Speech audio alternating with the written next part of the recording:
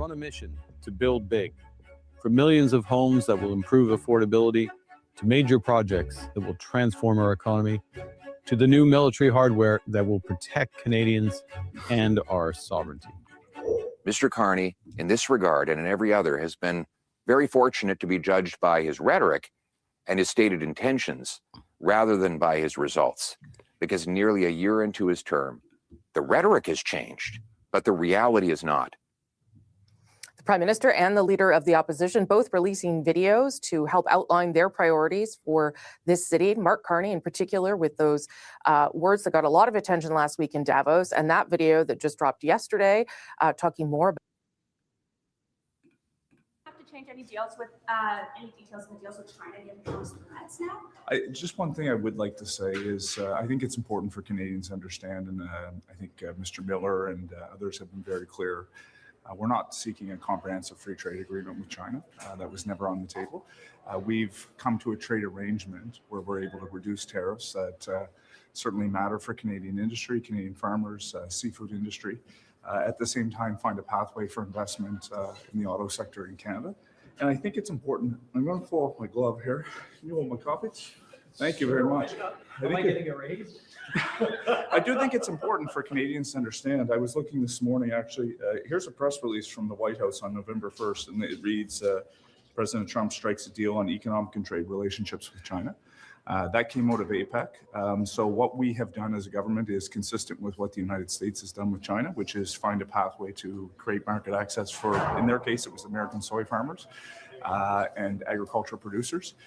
And obviously find a pathway. They're selling AI chips to China. So they found a pathway, not on a free comprehensive trade deal, but just on certain arrangements to reduce tariffs. We're following the same path. We're following the Canadian interests, and we think it's the right pathway. There's a lot at stake when you talk about renegotiating a CUSMA, especially for people in your writing. How hopeful are we that it's actually going to happen? Well, look, we've always been consistent that we believe the best pathway is a continental arrangement and free trade agreement that has been consistently good for both countries. I just think that it's important for Canadian political commentators, for Canadians at home to understand that everything that the government... What's up, man? Hello, I will watch while I have dinner. Nice, nice. I had a little bit of dinner. My dinner's actually still, I mean, it's pretty late, but I'm actually quite hungry, but I'll eat on stream once it's ready. I just had a little bit of soup. Has done everything the Prime Minister has done has been in the national interest. But I'm just kind of chilling here. I'd like to see if I can get somebody to come on stream and debate me. I don't know where I'd even look. Maybe I got to go into TikTok or something. It's frankly consistent with what the United States themselves have done vis-a-vis China back in the fall of 2025. I'm going to continue into caucus. Minister, what's your message to veterans after what Donald Trump said about that NATO allies did not go on the front line? So the service of Canadians in Afghanistan, the 40,000 individuals who served and the families who stood with them is incredibly important. And we acknowledge that contribution. Canadians have stood with our allies at times of need, and we will continue to stand with those who serve our country in uniform. Does this hurt Canada's relationship with the U.S.? We know how deep it is in our defense industry and our military. To hear the President of the United States say that about his allies. You know, Canada has a proud history of working together with our allies. We will continue to do so, and we will focus on standing together with the Canadians who serve our country in uniform. Thank you. Mr. Fraser, how concerned should Canadians be about Trump's threat of 100% tariffs, in your view? Look, I find that we've seen a number of different comments coming out of the president's office over the last number of months, and it doesn't necessarily change the strategy that we need to put in place. Canadians have woken up to the reality that we need to work on the measures that are going to allow us to succeed at home, despite whatever uncertainty may exist. This guy is a clown. This guy sucks. In the global economy. The world has changed significantly, and Canadians should be able to put some faith that we have the tools here at home that we need to succeed. It's going to require us to make some pretty big changes when it comes to how we get big things done here, and it's going to require us to resolutely pursue opportunities with countries all over the world to make sure that the goods that we produce here in Canada will be able to find markets that create good paying jobs at home. And Mr. Poilievre is offering to be more cooperative. I wonder what you make of that offer and if you believe that there will be a change. Well, look, I hope so. I can tell you at home over the holidays and during the last election campaign and on an ongoing basis, people don't want to have their politics characterized by internal fights within Canada. If there's different points of view, those points of view need to be expressed, need to be fully debated. But there's no patience for personal snipes, for deep partisanship that doesn't advance progress. People want us to collaborate where we can to advance the common good for communities across the country. If that's the spirit. To focus on what we can control. Okay, there's a clip in here of crazy Trump derangement syndrome, but this whole panel is probably going to be brutal. What to make of PM Carney's response to Trump's latest tariff threat? You are choosing to put your hard-earned dollars behind Canadian businesses and Canadian workers. Canada's new government is doing the same with our new Buy Canadian policy. We're on a mission to build big, from millions of homes that will improve affordability, to major projects that will transform our economy, to the new military hardware that will protect Canadians and our sovereignty. That's a clip We will see. from a video released on Prime Minister What do you think about this panel? You think this panel is going to be balanced or biased? Mark Carney's social media channels yesterday morning. It was posted not long after U.S. President Donald Trump launched a new tariff threat against Canada, in which he referred to Carney as, quote, governor, the first time he's done so with this prime minister. So what are the political implications of Trump's latest threat, particularly ahead of the return of the House of Commons tomorrow? Here to weigh in is our Sunday strategy session. Kathleen Monk is former director of communications to the late Jack Layton. She has a bizarre statement in here, this woman. James Moore is a former Conservative cabinet minister. And Scott Reed is former communications director to Prime Minister Paul Martin. Hi, everybody. This guy's another beauty. I just did a video on him. That guy is TDS to the extreme. I don't even know who on this panel would win the title for most Trump derangement syndrome. I think it's a tie between the guy with the blue glasses and the woman here in the pink. Good to see you on this Sunday. I appreciate you making the time. Scott, I'll start with you. The prime minister stopped to talk to reporters today, didn't engage too much on any communications with Trump, just kind of downplayed actually how significant whatever happened with China was. What does that tell you, and how big of a deal do you think this is politically for him? Well, it's significant, but I thought the prime minister's tone was bang on and appropriate, because Donald Trump is a presidential equivalent of a metal spoon in the microwave these days. He's sparking and lighting up all over the place. It's not just... He said that in another interview. Does he think that's a good line? Oh, he's in a microwave. That's the second time he's used that line. Canada. He unloaded 72 social postings. So he's lashing out at everyone. We have to take serious his posting and his suggestion that he may oppose a 100% across the board tariffs, but I'm not sure that it is a serious threat. And in that context, taking a bit of time, pointing out that Canada is not negotiating a free trade agreement with China, as Minister LeBlanc did, pointing out as the Prime Minister did, that there would be... Steve Bannon is totally correct when he says that the people on Canadian television are hostile to America. He's right. Severe downsides to Donald Trump actually taking that kind of action. Imagine the increase in the price of gas at the pump for Americans. So taking a breath, not panicking, just being steady and sensible seems to me to be the right play at this moment, particularly as you look at the broader context with how Donald Trump is conducting himself, the isolation he's experiencing internationally, and the divisions he's provoking domestically. Yeah, it's interesting because on the face of it, when you see a threat like that from a U.S. president, James, to Scott's point, you have to take it seriously. At the same time, we're just a few weeks out from the last tariff threat of an additional 10% that Trump levied against us, which was supposed to come because of that Ronald Reagan ad, and then was like never spoken of again. An important point that you just made. Donald Trump has threatened. So there's three people. Are we going to get a point of view from maybe why it's not a great idea to be going at the United States? Are we going to get that take, or are we going to get the same take, the same take, the same take? and 3 times more tariffs than he's actually ever imposed. So the keep calm, carry on prose of the prime minister is the appropriate response. You can't react to everything Donald Trump says and does, but you do have to respond as a nation. And the prime minister obviously had a very good moment in Davos, to the point where you have Pierre Poilievre for the first time. Why is that seen as unanimous amongst the elites in Canada, that was such a good moment? It was the exact opposite. It was Carney's worst moment as prime minister by a country mile. What are you doing? The most important trading partner, you're just going on and on and on about them, the entire speech, in a negative way. Ever praising a sitting Liberal prime minister, because Pierre Poilievre recognizes the moment, and the prime minister seems to recognize the moment coming out of his cabinet retreat, that it's time to pivot and move forward and not be What's the point of voting CPC? Does Poilievre even want to win? disappointed, be internally angry, be publicly stoic. And then when Parliament comes back, and as we move forward, there's never been a bigger barn door open for the prime minister of this country, with a union of solidarity behind him that is nonpartisan, to go forward and do big things and be significant about that. The Super Bowls around what? To drive us into more poverty? What is the big thing?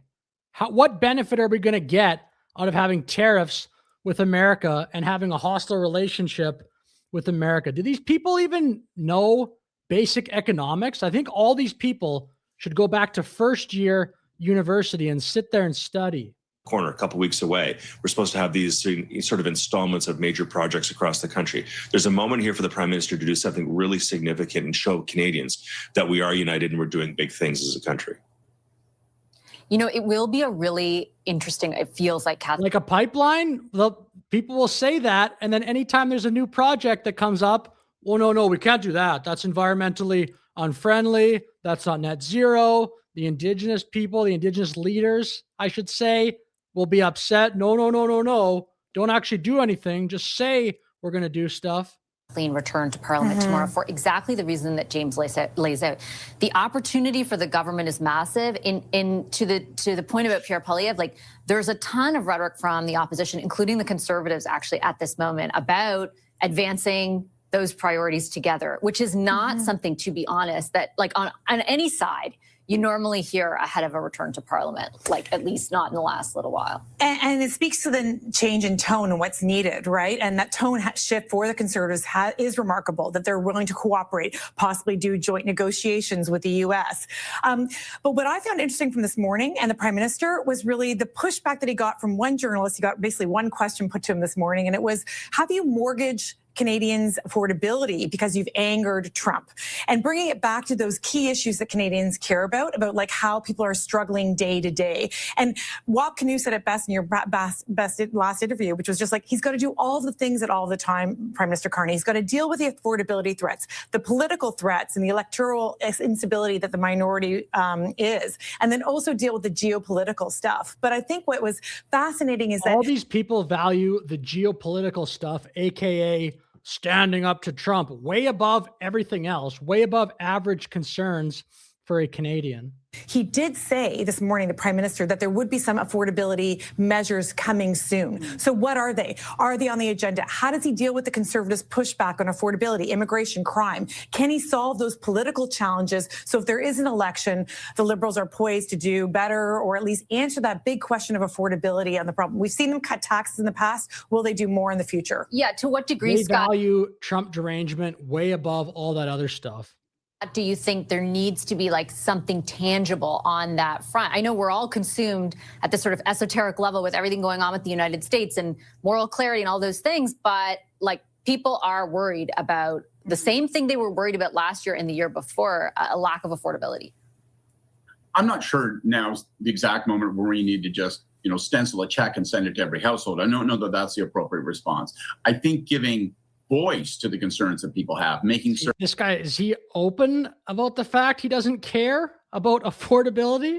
Certain that Canadians don't watch the Prime Minister, see how he's involved in these discussions, both internationally and across the border with Donald Trump, and worry that maybe the Prime Minister and the government have forgotten about the daily struggles that people are experiencing. You got to make certain that you address that. You got to make certain that you connect all of this instability that stems from Trump with that you address it. And this is not because of Trump. give me a break, dude. The economic problems Canada has very little to do with Trump. It existed far before he got into office. Is this guy actually saying, oh, just tell them that you know? Just tell them, just address it. The challenges that people are feeling and with your policy remedies. But I don't know that they need to do something in the immediate term, again, in a panicky way. And that really is not the recipe the Prime Minister tends to follow. I think more important than anything, we shouldn't underestimate the connection that Canadians themselves make between Donald Trump's erraticism and their own economic situation. I do think Canadians lay this at the feet. This guy is an idiot. This guy sucks, man. Scott Reed, what a clown. There's no other way to frame it. This guy's an idiot. Their own economic situation. I do think Canadians lay this at the feet of Donald Trump. And that's why it was smart of Pierre Poilievre to ignore all those conservatives who are jamming the pages of the National Post with numbskull commentary, trying to align themselves and, say, actually Trump's right.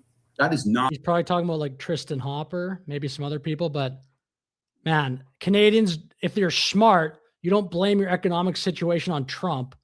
Trump wasn't in office 2 years ago. The same situation was here in Canada. Not the play that Pierre Poilievre supported. He knows that that is electoral disaster, and instead saying we got to chart a similar course. I've got 30 seconds left for both. 30 seconds for James and 30 seconds for Kathleen. James, what do you think about that? I think that's exactly right. One of the reasons Donald Trump's domestic support is cratering is because he's talking about golden domes and Greenland and Nobel Prizes. The Prime Minister of this country and Pierre Poilievre, who aspires to be the Prime Minister of this country, needs to focus on the things that Canadians care about and not get sidetracked. The difference between us and the United States is that the cost of living crisis, if you're an auto worker, Donald Trump is your cost of living crisis because he's threatening your job. So these two things are not actually mutually exclusive. They're combined. If you farm canola on the prairies, access to that Chinese market is a job issue and it is a cost of living issue. So focus on the horizon. Keep selling products to the world. Don't get bullied by Donald Trump. Canada first. That should be the ethos for everybody. I'll crystallize it in one line. Canada first. Now we can be Canada first. This is so crazy. First. That should be the ethos for everybody. I'll crystallize it in one line. Americans are watching as President Trump chooses to kidnap and kill his own citizens as opposed to lowering prices. Canadians are watching that in horror and want our government to chart a new path and a new way forward. Okay, so when Steve Bannon says people on Canada on the TV are hostile, openly hostile toward America, he's clearly correct. What are you doing? All these people on the panel, this is so unpatriotic. They're living in a fairy tale.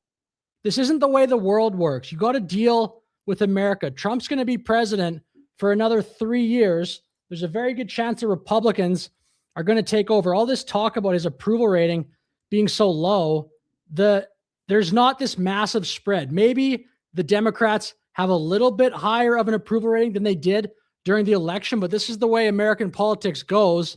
There are peaks and valleys. Trump doesn't have some crazy low approval rating. The American economy isn't tanking. It's doing quite well.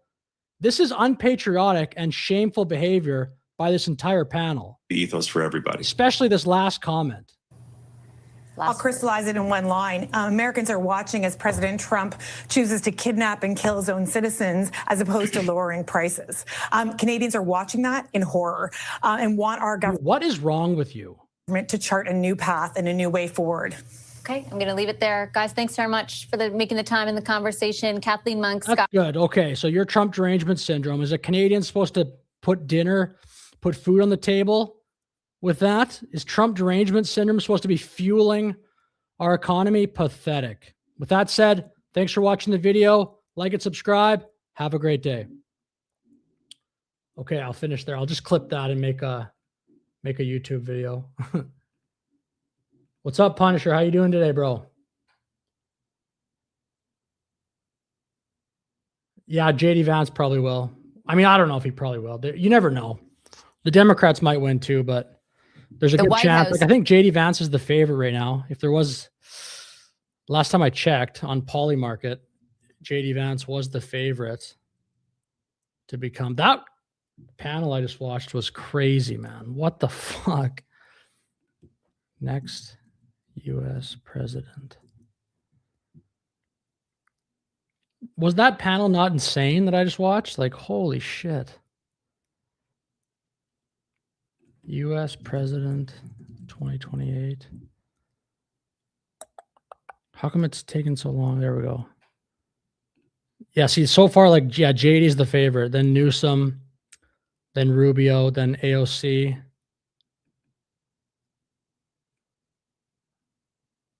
So, yeah. I mean, it'll be close, I think. But you never know. Once it gets closer to the election, it might not be close, but it's hard to say 3 years out.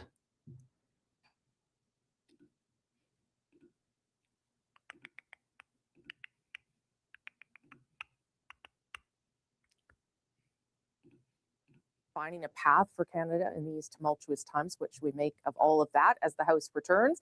Let's bring in our Sunday Scrum. Ryan Tumulty. Yeah, that panel was crazy. It's hard to I mean, I'll make that into a YouTube video. We'll see, but holy crap, that video was going like that's all over X. I see of that little clip at the very end of the video. I didn't even know it was at the end, but this has been going all over X. People criticizing this take. Americans are watching as President Trump chooses to kidnap and kill his own citizens as opposed to lowering prices. Canadians are watching that in horror and want our government to chart a new path and a new way forward. Like, is that not the craziest thing you ever heard? Bannon.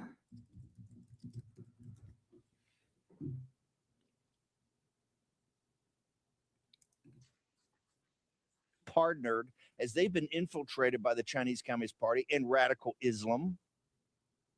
They love beta males. They feast off beta males like Carney.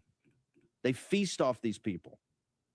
What he did in Beijing was tantamount to an economic declaration of unrestricted warfare against the United States of America. And this is why President Trump's been hammering him. The Canadians, it's your problem, and you better clean it up. Crazy.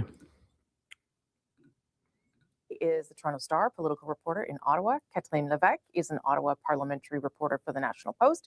And Rob Russo is a writer for The Economist and former CBC parliamentary bureau chief. Good to see everyone. Hello, Rob. Yeah, Rob, I'm glad you're alive because you were traveling with the Prime Minister. that was a heck of a trip. I do want to talk though. My body clock is somewhere over Budapest right now. I think, Rosemary. Yeah, I don't know how the Prime Minister's standing either, frankly. Ryan, I'm going to start with you though. Mark Carney released that video in part, I guess, to position sort of where Canada is at in relation to the United States. He also this morning, and I should point out, did respond to the threat of tariffs from Donald Trump. What do you make of what he's trying to do here, Ryan? Yeah, I mean, I think he is trying to outline an agenda that needs to move quickly in a situation where it likely won't. So I think you're going to see pressure on parliamentarians, on the opposition parties to move legislation forward, particularly the budget bill. But I think he's going to want to keep ramping up that pressure because, he's really set the idea that his government should be measured by results. And this far, he has not managed to get many of those results because he can't get much through Parliament. Mm-hmm. So, I think he's stepping out the pressure. I'll probably come back to that, but let's see what Northern Perspective's talking about. They're live right now. Let's take a look. Any chance you'll interview her to get the full story? I don't know if there's a chance or not. We've reached out and we'll be reaching out again and see if she'll agree to come on the show. Surfs 4492 asks, honestly, which do you feel is more likely, Alberta independence or a federal conservative win? It's a good question. I'm hoping it's the conservative win. To me, conservatism is kind of getting back to our roots and keeping things the way they were and conserving them, right? And so to me, that's a Canada with all the provinces included and everybody's economically prosperous. And it's like Canada was when I was growing up, right? Like everybody just got along and everything was good. And you had a very robust middle class. So, I mean, that's what I'm hoping for. And I think that it is more likely as well. Yep. And that that's no indictment of anyone who's passionate about it. You know, everyone has their complete right to pursue what they believe in, and that's part of the Canadian dream. So Next one is from Cindy. I don't really know if I agree with that, though. I don't actually. 4W. It says Brian Lilly thinks Carney and Trump are working together. Is it possible? I find all this certainty of a majority very discouraging. Everyone seems sure they'll win again. maybe They could, and then we'll keep at it and we'll do it again. Like there's always going to be a next election. If there's one thing that we've learned in the last 24 months is you shouldn't be measuring the drapes for the prime minister's office before the next election is over. That's what we've learned in the last 48 months or 24 months, sorry. And I mean, that's true, kind of. Arrogance is the is the downfall of every politician, because at some point it catches up with you. Next question is from That Real OG. It says, hey guys, have you heard about MAID? Dan Dix has covered it quite well. Might be a good possible interview. So we know what MAID is. Yeah, we know what it is. We know that It's like a huge story. that changes are coming, or they're slated to be coming in 2027. We also heard of a recent I don't know what this is, Punisher. What's the Westminster system? story where a husband and wife, I guess the wife had decided to go through with MAID. The husband was her caregiver, and then the wife decided not to go through with MAID. She changed her mind, but then the husband had it proceed anyway. And this has raised all sorts of alarm bells and questions, because is that murder? I heard about this. Is it not? If it's not, It's murder. That's all. I think it's murder. Curious to hear what it is. So there's a lot of issues with MAID right now, and there's a lot of just horrendously tragic stories out there. Like, the problem isn't the people that have just completely decided, yes, I want to go through with it. Oh, okay, I see. Yeah, That's yeah. not the issue. The issue is offering it to people when they're not. I agree, yo, daddy. I agree. The thing is, like, sometimes I feel like people, you don't know, because it probably the conservative base is split on that. If you look at the whole of Canada, obviously a lot of people that watch my stuff probably are big fans of Polyev, but man, I just think the Conservative Party of Canada on a national level is dropping the ball. It's pretty sad.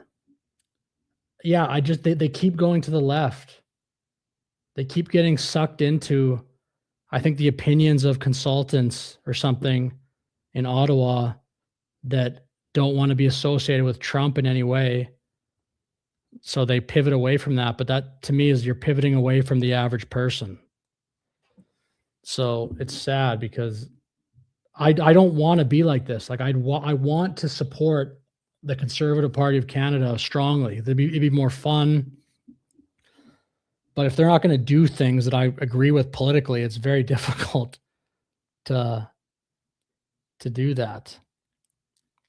Again, I like them truthfully more than the left, but holy crap, I don't really know exactly what you'd get with a conservative government. Like, I bet you'd be a little better, but that's not that inspiring. Just a little bit better. So I don't know. Even seeking it. The issue is, it's like, hey, you came in for a broken foot. Did you know that we have a MAID available for you? right? Like, that's a lot easier than to fix than a broken foot. Now, I'm obviously exaggerating. That's not a real case that I've heard of. But you do hear cases of veterans being offered MAID. They're going in for whatever ailment, and they're being offered MAID. Man, that's incredible. That's so dark. It's easier to do MAID than it is to try to get some sort of specialist doctor, I guess. So. Yeah, Ontario will always pivot to the left. This is from Steel City Coach. It says, are you excused from your job without issue for working an election like you would if selected for jury duty? I want to say I don't believe so because it's work. And you're volunteering for it too. So, well, you're Or paid you're getting for it. paid. If you're a poll worker, you're getting paid. If you're a scrutineer, you are volunteering for your party to not count the ballots, but watch the ballots be counted. And I don't believe it's like jury duty in that regard. To our knowledge, the only protection you get around that is your job has to give you a certain window to leave your job paid in order to vote, to ensure that you can cast your vote and perform your civic duty. If you're working at a polling station or anything like that, to our knowledge, no, you don't get any sort of allowance from that. This is from Cindy I4W. It says, why is Carney's approval rating still so high when he has failed on everything? After the election, Dan McTeed said his numbers would go down if he got nothing done. Well, they have Good question. gone down since the election. So just to clarify that, they have gone down. They Not by very much, though. peaked in June. And they have gone down since then. And if you, well, What's up, man? Yeah. maybe this will help everybody. Hold on. Does anyone want to hop on the stream right now just to chat? Because there's not that many people here. If you want, we can just chill. If anyone wants to hop on and just say hi. I'm just kind of poking around. I might do another like YouTube video. If I find another clip, I'll probably just record it as we're going. Then I can chop it up and make a YouTube video. Would be nice if I could get to 500 subscribers by the end of the night, because that kind of allows you to get channel memberships, which I probably won't even do, but maybe I will. But you can do super chats and stuff as well. It's just kind of like a cool milestone to have. So we'll see. I got 19 more to go. I won't get there unless one of my old videos that I put out like a couple of days starts hitting, or if the chat, usually I get like 20, 30 subscribers lately when I go live, but you need, we'll see. We'll see where this stream takes us, but it'd be cool to get to 500. I can't, my wife. That's funny. Nice. Yeah. I feel sorry for other conservatives in Canada because when Alberta leaves, there goes totally. We actually watched a video on that. Maybe you were here.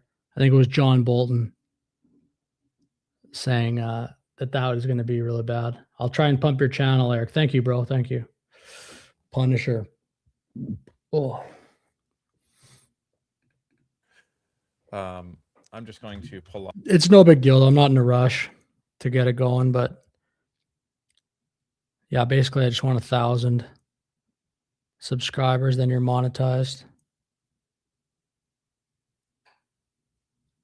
Up something. And because I think there's this perception that that Carney is like still on top of the world, but he isn't. So actually, let me get this one. Okay, so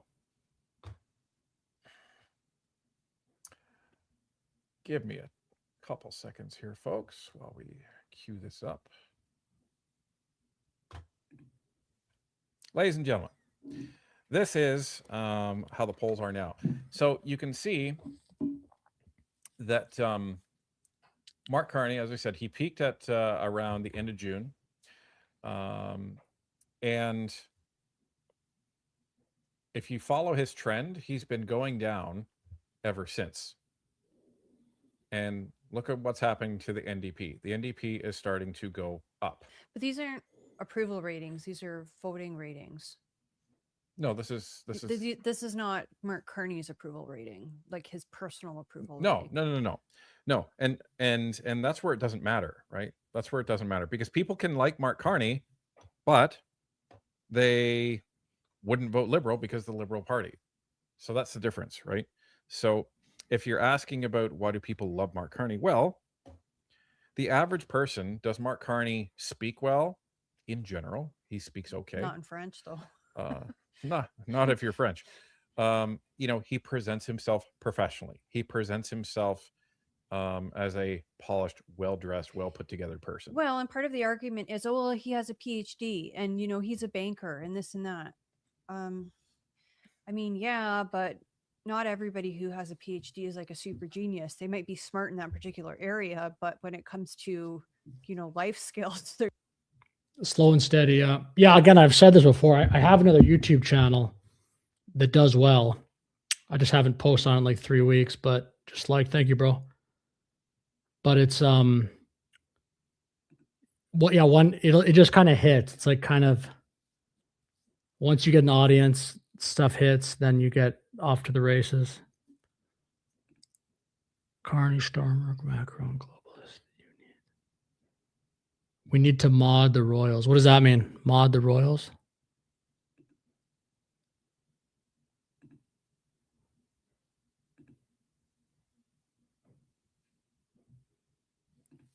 just out to lunch. You went to see them? They did a live event? How was it? That's cool. Oakville is beautiful. Right. So this is where it comes down to it. But it doesn't stop the liberal trajectory yeah. from falling. Right. And this is where it's going to be fascinating to see what happens when the NDP leadership race is done. I'm very, very interested to see what happens when that's done. Because Mark Carney is kind of teeing it up for the NDP to drag all of the environmentalists away from them and all the progressives away from them. So that's where it's going to be very interesting to see. The thing that Trudeau did is he moved everything so far to the left. They took all the NDP voters with them, right? The downfall of the alleged move to, like, most people that are paying attention still see all the radical left policies that Mark Carney is doing, but he wants to try and convince everybody that he is moving to the center. Well, the downfall of that is you have the opportunity to lose all of the far left people, even though you're putting through far left policies. So that Delivered speech at Davos. Okay, this video is called Will Poilievre Remain the Leader of the Conservatives? I definitely think he will, but we'll see. Has been widely noted, and I want to start by offering my own praise.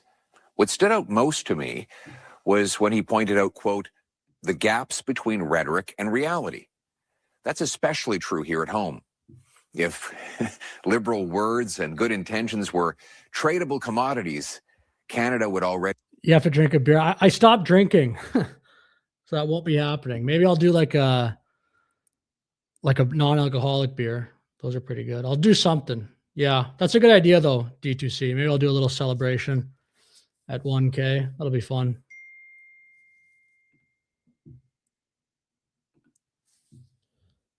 I forgot the guys. to be the richest nation on earth. Conservative leader Pierre Yeah, I remember that. Poilievre. I remember that person. Yeah, that person that just... I saw that person in a different chat room and they were saying the same things. I don't know if it was pleb or something. They're like, I'm a royal. Smoke a dart. Does that have to be El Bozo Troll? I think so. Congratulations. I quit drinking as well. Cool. Yeah, I haven't drank in like 3 years probably. They're responding to the Prime Minister's Davos speech in that clip. He's set to face the biggest test yet to his leadership this week. Party members will decide on Friday whether Poilievre stays or goes. Has anyone been on a vacation lately? Any vacations lately or coming up or anything? As leader, how will he fare at the convention vote in Calgary? I spoke with Shachi Kurl, president of the Angus Reid Institute, and Abacus Data's CEO David Coletto a little earlier. Hi, Shachi. Hi, David. Thanks Sounds good, Dan. so much for joining us. Appreciate you making the time. Hey there. Shachi. I think Poilievre's going to clearly remain the leader, right? Because I looked it up. I think you only need 50% support. I definitely don't see a collapse in his support. I bet you it's not 90%. I bet you it's not that good, but I also don't see an obvious figure waiting to take over. Who would take over from Poilievre as the leader? Who do you actually think who can afford? Yeah, no kidding. Last year I went on a few because I had a good year on YouTube from my other YouTube channel. So, but that was like the only reason. I just had a good year on YouTube, so I had a little bit more money kicking around. Brandon, like a vacation to Brandon. Is that what you mean? Awesome. Same thing I tell vegans. Yeah. There's who's Brandon? Are you saying Brandon will take over? I like Jamil Giovanni. Do you guys know that guy? I think Jamil Giovanni is quite good. Yeah. Cost as much. But you're in Calgary, right? A flight from Calgary to Vancouver is actually quite cheap. That's like one of the only flights in Canada that I see. Maybe there's other ones, but you can find Vancouver to Calgary, if you get lucky, pretty cheap sometimes. Shachi, I'll start with you. Before we get into like the sort of mechanics of... When I was in Thailand, you could fly from within Thailand, like cheap, which was sweet. But I wish Canada was like that. It's so expensive to fly within Canada. Let's go, Brandon. What does that mean? I'm just kidding. I know what that means. The party itself and conservative supporters, top line numbers. Well, I found it cheaper, Dan. Like, I think you can get one for like there and back 190 I've seen before. 90 Canadian, pretty. What are you seeing in the electorate right now for the Conservatives versus the Liberals and Poilievre versus Carney? If you just, I go Sky Scanner. Like, I'll do it right now just for fun. Right now, I mean, the Conservatives, and we'll have new numbers early next week, but, they are holding their own within a couple of points of the Liberals, sometimes a statistical tie. So, when we talk about the chance. See here, I'm on Sky Scanner.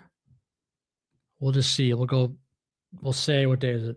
We'll say we'll leave, we won't even try to cherry pick. We'll just go the 28th to the 30th.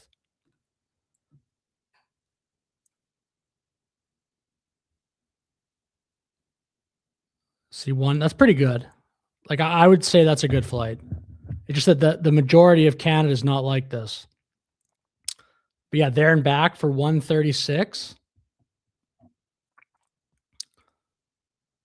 I mean, that's to me, that's quite good. And so that route is not bad. It's just that when you look for almost every other flight. Oh, one sec. Yeah, I got to go get my food. Just one sec. I'll play a video here. I'll be right back. I ordered some food and it's just here. So I got to go meet the guy.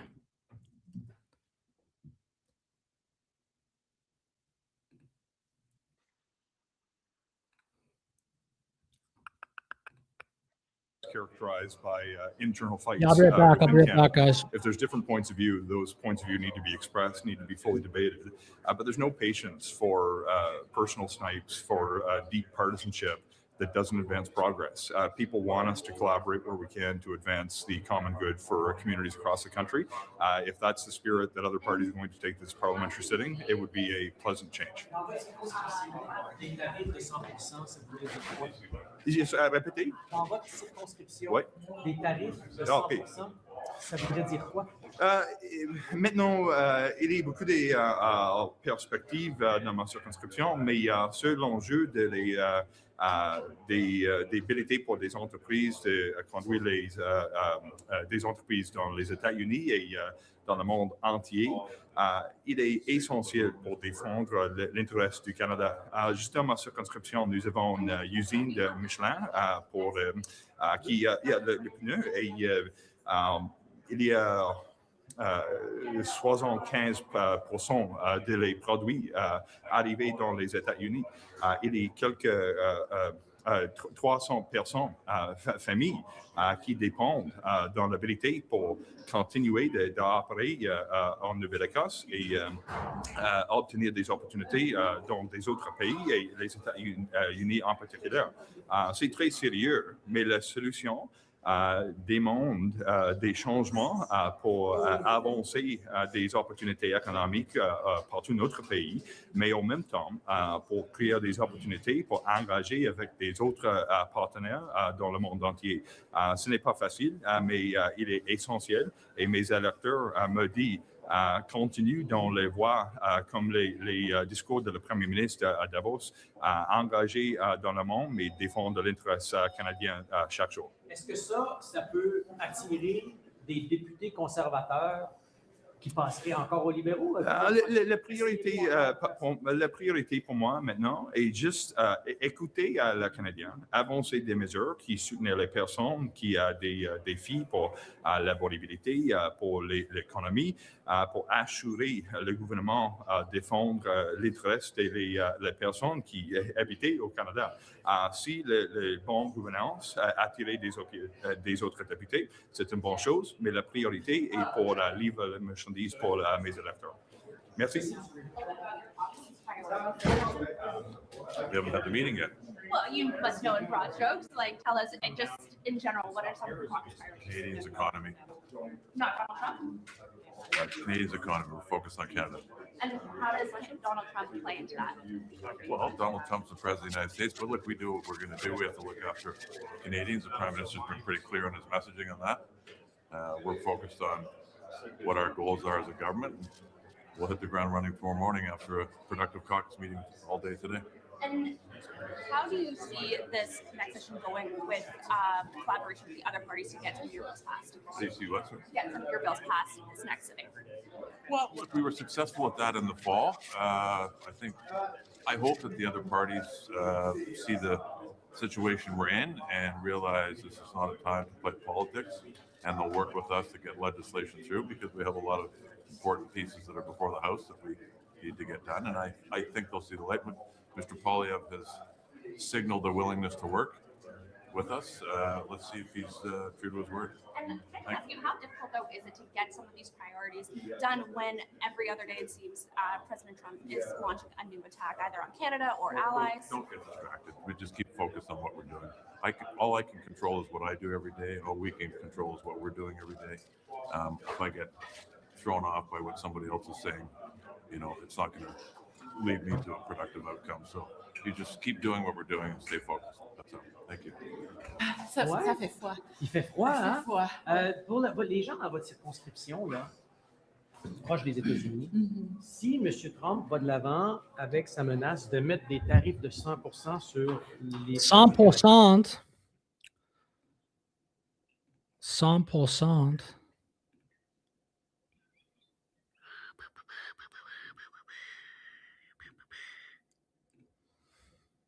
That's where the result of doing business with, Bob's refinery down there. They're doing business with Bob's, woodworking business. They're doing business with other businesses down there that have nothing to do with the American government. And this is the thing that really ticks us off, because the Liberals would have you demonize every single American down there. And they are our brothers and sisters down there, folks. Like, we have fought and bled and died with them, and they're just people. They're just people trying to make it through this world just as like we us. are. Yeah. And we can't forget that. We cannot forget that both Americans and Canadians have opened their arms and opened their homes to each other. Ricci88 asks, will the CPC expose Carney's fear-mongering tactics and He's right. There's a big wedge being driven between Canada and America, and it's sad. patriotism trap for votes? It's either that. Okay, let's take a look at this channel here. Has anyone watched this YouTube channel before? Because I think it's interesting. It says 5 reasons Canadians prefer Mark Carney over Pierre Poilievre. I don't know. We'll see what this guy's rationale is behind this. Has anyone seen this YouTube channel before? My love. I guess he's probably left wing. I would assume, but maybe not.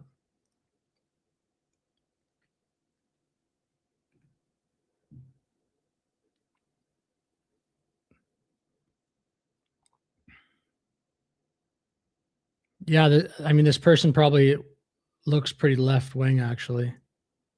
Yeah. I guess I found another one. Beyond America, Canada looking south. What does that mean? Does that mean he lives in Mexico or something?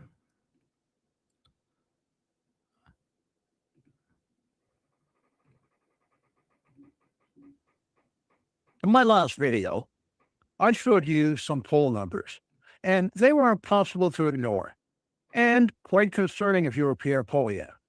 Now, polls may reveal what's happening, but they don't tell us why things are happening. Canadians are split between parties. You know, there are some. Yeah, they definitely compete with one another, but Canadian Liberals are unbelievable. I think it's like a lifestyle. I literally think it's a lifestyle to have Trump derangement syndrome. I'm not even saying that. It sounds funny to say it's a lifestyle, but that's what it feels like to me. It's just everything you do, you have to see the world through. How is Trump making this worse? Why is this Trump's fault? Go for the Liberals, some for the Conservatives, and it's pretty even. But when asked, I don't know. Good question. Alberta? I don't know. Who they want as prime minister? Mark Carney is beating Pierre Poilievre by a landslide. And there's a big gap in personal likability between Mark Carney and Pierre Poilievre. When people are asked whether they have a favorable or unfavorable impression of each. Fraser has a servant? Carney again leaves by a mile. Now, that gap didn't appear by accident. There are reasons for it. So today, I want to move past those numbers. Yeah, the guy failed at everything. You're right. And look at and explain why that difference exists. This isn't about left versus right. Yeah, wasn't he gone? Last I heard is he was resigning. Then all of a sudden, a few months ago, I turned on the TV and he's just there talking. It's like, you quit, you said. He obviously changed his mind some time between those two moments. It's about trust, competence, and the kind of leadership that Canadians are looking for right now. So here are 5 reasons that Canadians are choosing Mark Carney and why Pierre Poilievre keeps losing them. I would really appreciate it if you watch this video till the end. And please, if you enjoy the content, give it a like and add your comments below. Tell me what you think about what I'm saying. I love to hear your thoughts, and I respond whenever I can. And of course, please subscribe to the channel if you haven't already, and feel free to share a link to this video on your social media or in any groups that you're a member of. Okay, let's get going.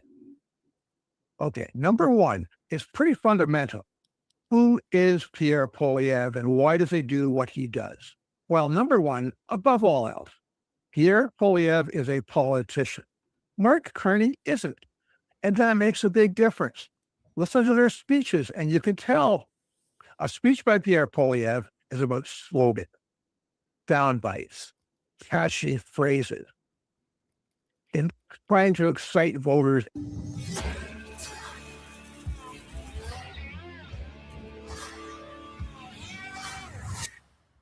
Oh, yeah. What's going on, ladies and gentlemen? Welcome back to The Fringe. Well, Mark Carney finally came out of his hidey hole to talk about President Trump's damning post that 100% tariffs would be coming our way should Mark Carney follow suit with his deals with China. Now, there's been rumor circulating around the interwebs, and again, I haven't seen anything that 100% backs and guarantees at the time I filmed this video that those deals have been canceled. But Mark Carney doing a considerable amount of backpedaling. I think it's safe to say that any of the deals that President Trump does not want going through will not happen. Anytime you threaten these tariffs, and a lot of people in yesterday's video put the comments in, well, you don't understand, Fringe. If Donald Trump puts 100% tariffs on items, that actually is a fee that Americans pay. Americans have to pay that. I don't think people understand what tariffs mean. If the products are too expensive to bring in from Canada to the United States for Americans, which, by the way, is about 73% of our goods and services, we're out of business.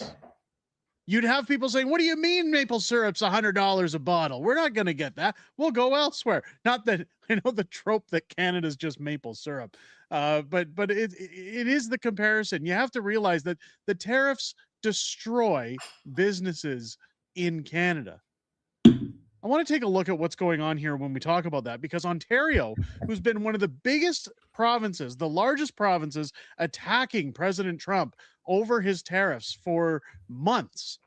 Premier Doug Ford, in particular, pouring out Crown Royal, putting out Reagan attack ads, and then being smug about them. Essentially, name-calling President Trump any chance he gets, saying, let's go tariff to tariff, dollar to dollar for everything. Well, now his representatives are coming out to, especially the Canadian Vehicle Manufacturers Association, comes out to beg and plead that, hey, this is actually going to screw us over. And it's funny that the table doesn't turn. Doug Ford doesn't turn on Mark Carney until President Trump says 100% tariffs. We're going to do 100% tariffs if you don't want to get on board.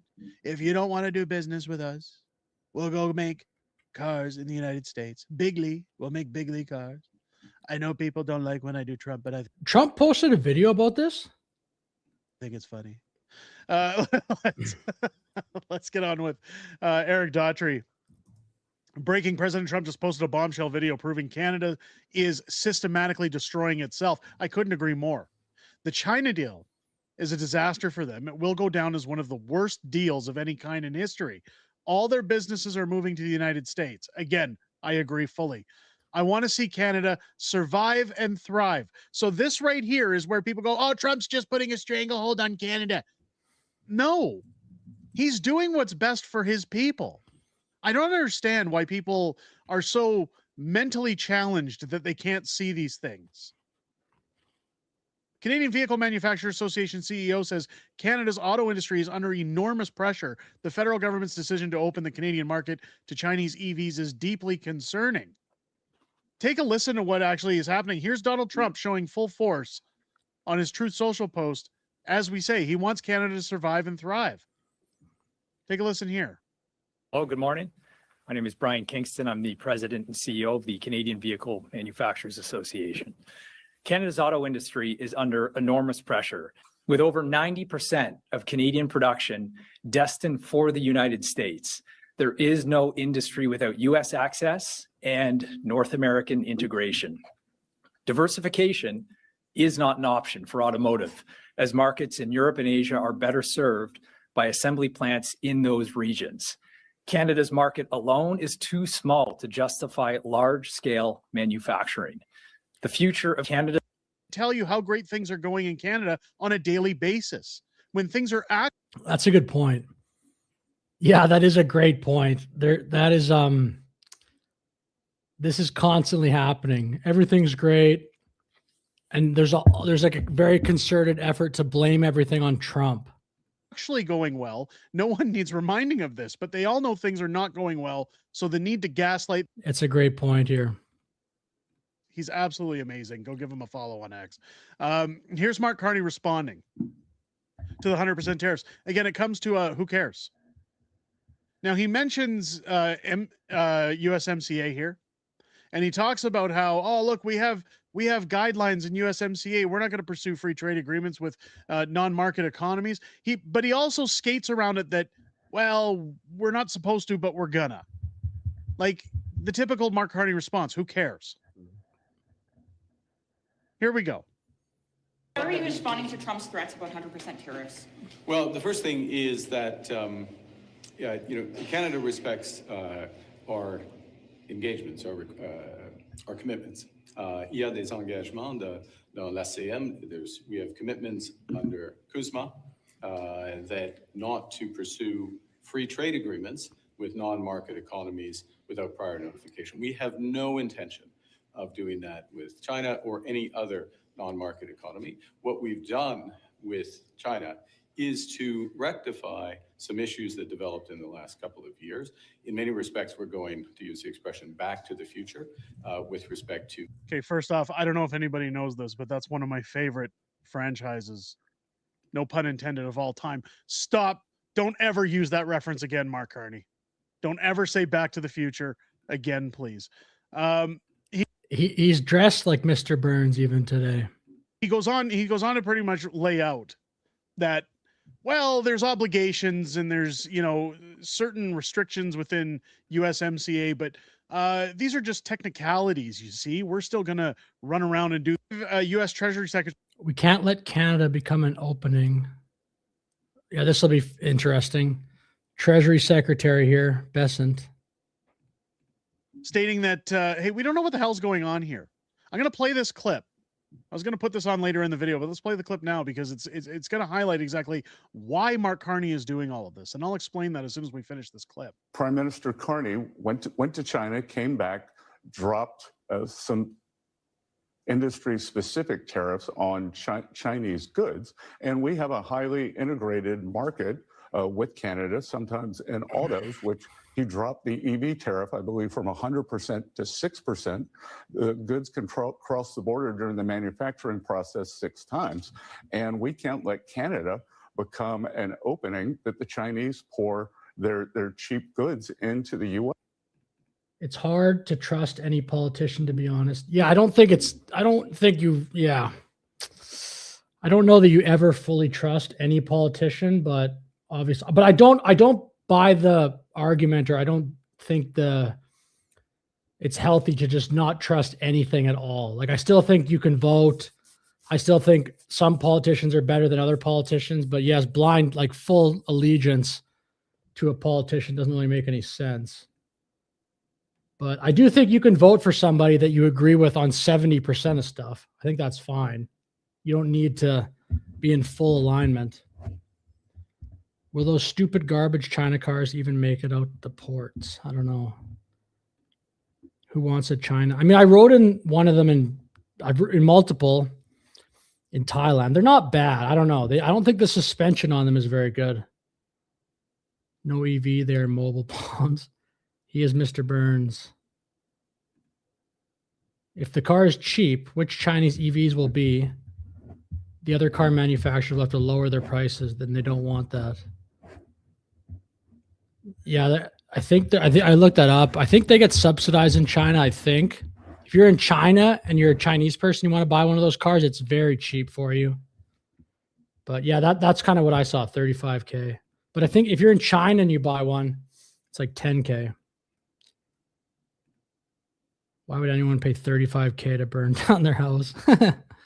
Yes, we have a USMCA agreement, but based on that, which is going to be renegotiated this summer, and I'm not sure what Prime Minister Carney is doing here, other than trying to virtue signal to his globalist friends at Davos. I don't think he's doing the best job for the Canadian people.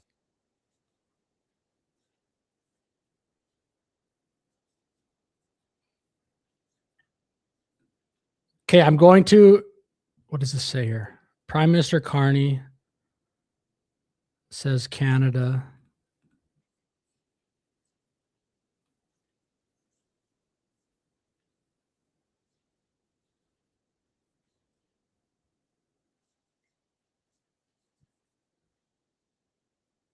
Yeah, then he flips to it.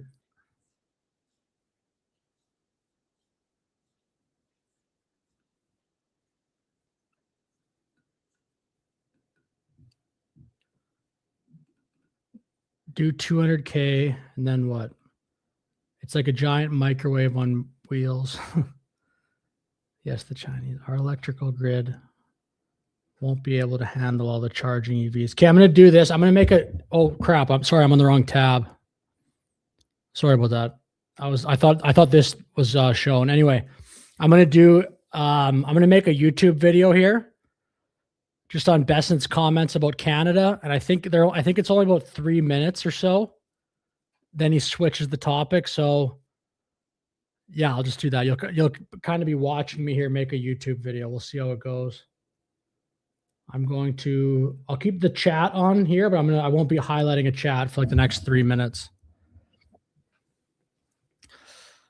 Okay, we have U.S. Treasury Secretary here commenting on Trump's recent threat of 100% tariffs to Canada. Some other comments perhaps as well. Let's take a look. I'm joined now exclusively by Treasury Secretary Scott Bessent, who is just back from Davos. and joins us. I'm joined now exclusively by Treasury Secretary Scott Bessent, who is just back from Davos and joins us here in the studio. Thank you for being here, Mr. Secretary. Let me start with the threat that the president made just yesterday to Canada. He said if Canada makes a deal with China, it will immediately be hit with a 100% tariffs against all Canadian goods. Why is Donald Trump threatening Canada again with another trade war? And of course, we've covered this. Many in the Canadian media threw an absolute conniption about that. I mean, maybe on some level you could understand, but if you saw any of the clips, they went way overboard with Trump derangement. Jonathan, good to be with you. And look, Prime Minister Carney went to China, came back, dropped some industry-specific tariffs on Chinese goods, and we have a highly integrated market with Canada, sometimes in autos, which he dropped the EV tariff, I believe, from 100% to 6%. Goods can cross the border during the manufacturing process 6 times, and we can't let Canada become an opening that the Chinese pour their cheap goods into the U.S. We have a USMCA agreement, but I mean, of course, how could Carney not know that that was coming, that USA was not going to be thrilled about the prospect of Chinese EVs right north of the border?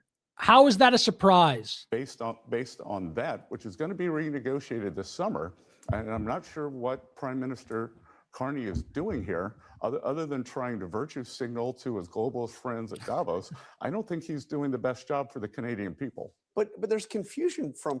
I agree. As one of those Canadian people, I agree. We are not sure what Carney's doing either. Of course, the people on those CBC, CTV networks clapping like seals. Yay, Carney, stand up to Trump.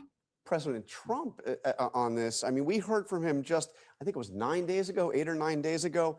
He had this to say about Canada negotiating with China. How do you see the deals Canada and China have just signed, trade deals between the two partners? Well, that's okay. That's what he should be doing. I mean, it's a good thing for him to sign a trade deal. If you can get a deal with China, you should do that. Okay, so he gives a green light to a deal with China just after the. This is so ridiculous. Canadian news networks were doing this too. What changed? Oh, I don't know. Carney going to Davos, making that speech repeatedly provoking the USA. Everybody knew who he was talking about through the entirety of that speech. You think Trump loved that? He's clearly not even really trying, just attempting for sure to embarrass Trump on a global scale like that in front of the world. I wonder what changed between those statements about Trump making I'll edit this part out. I wonder what changed between those statements from Trump talking about the deal with China and Canada till now. I wonder. They do it, and then 9 days later, he's saying that's it, 100% tariffs. Well, no, there's possibility of 100% tariffs if they do a free trade deal. So it's not now. This is if they go further than what's already happened. Well, it's if they go further, if we see that the Canadians are allowing the Chinese to dump goods. And Jonathan, just to be clear, that the Canadians a few months ago joined the U.S. in putting high steel tariffs on China because the Chinese are dumping. The Europeans also have done the same thing.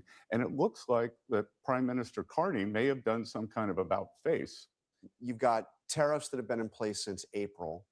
And the idea is to bring back manufacturing jobs. But in fact, every month, according to the data from the Fed, every month since April, we've actually had a decline in manufacturing jobs in the country.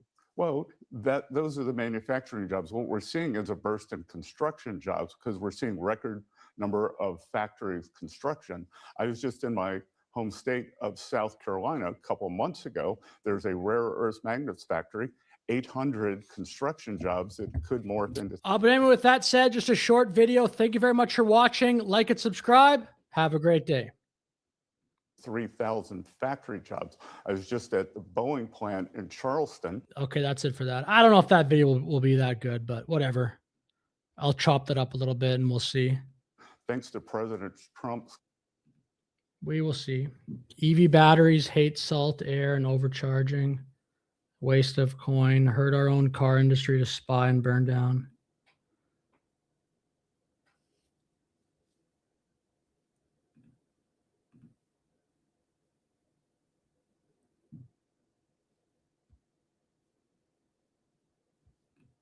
constant push during the There are Canadians out there who would feel uneasy about him getting a majority through a floor crossing. I think he's perhaps softening up the ground that is less a bad idea than it might otherwise seem. And I should say, we'll talk about. I know, but oh man, I wonder if the elbows up thing will work again. I think it probably will, unfortunately. The speech and the trip in the next hour, but in this portion, we want to just talk about the House coming back, because that is sort of the other part. That's cool, Aquarius. Catherine, of what the government has to do, right? Yes, they can travel and make deals and try and get things from people, but they do have a legislative agenda, and it sounds like there's a lot on it, according to Stephen McKinnon. Oh, absolutely. And there's like Ryan said, there's a huge backlog of bills that they have been trying to pass through in the fall session, which they still haven't managed to do so. And so, it'll be interesting to see what their priorities will be. I will say up till now, we haven't heard a lot. I was in Quebec City, just this week, and we haven't heard a lot about what the Liberals were intending to do in this new session. The only things we know is. Do you guys watch more Canadian news or more American news? What would you say? Because I definitely historically watch way more American news, but lately I've been watching more Canadian. As Finance Minister François-Philippe Champagne hinting that there might be something on affordability, something new coming up, but we don't know what that is. Otherwise it's a lot of the same.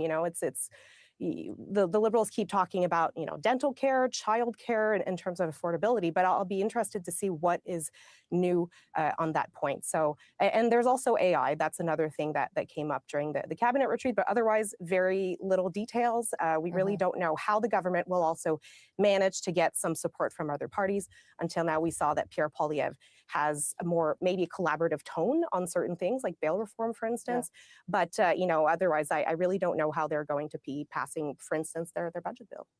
Yeah, Stephen McKinnon mentioned affordability too, and I don't know what he's talking about, but obviously there's something cooking on that front. We'll see what it is. Rob, how important do you think it is that the government actually gets some of this stuff through, and how challenging will it be, given that there is some room for collaboration with Conservatives, but not a lot? American, yeah, 50-50. There's just so much more American, 50-50. I'm lately more Canadian, but just a matter of time before Trump has no other choice but to stop Carney from compromising American national security, TikTok. Just a matter of time before Trump has no other choice.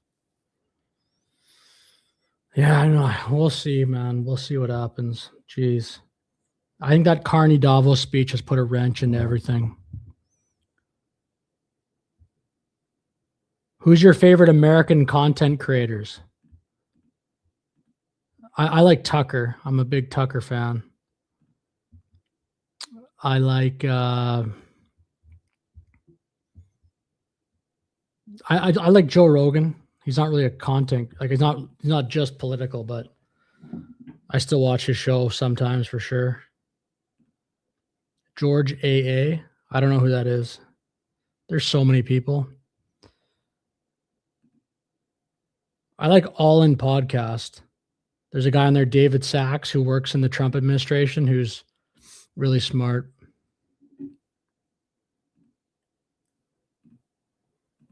George AA.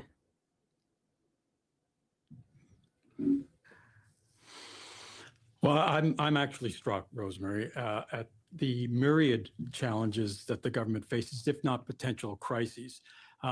The cabinet retreat, from what I understand, was all about dealing with some of the things that are immediately before them. Number one, half the country feels like it's already in a recession. So they need to deal with that anxiety. And I would expect them to do that, as others have said, with some affordability measures. They need to respond to that and be seen to be responding to that. The other crisis that's looming is we have the potential for two referenda on secession, one this year, one later on, if the Parti Québécois get elected. That is, again, from what I understand of the discussions in Quebec City, something Parti Québécois that is influencing the tone of the legislative agenda as well. And then the most immediate crisis is our neighbor to the south. Yes, we can diversify all we want, but in the interim, unless we have some sort of arrangement that that helps. This guy here talks about Carney.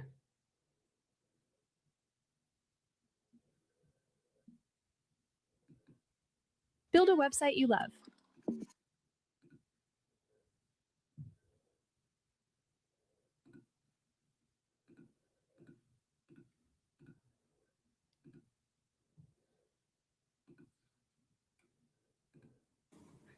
Ladies and gentlemen, it happened again. Trump did it again.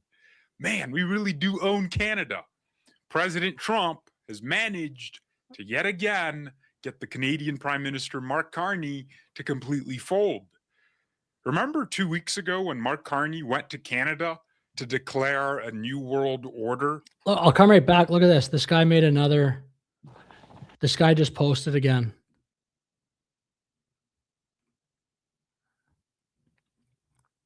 This Talking to Albertans channel. He just posted a long ass video. That's sick.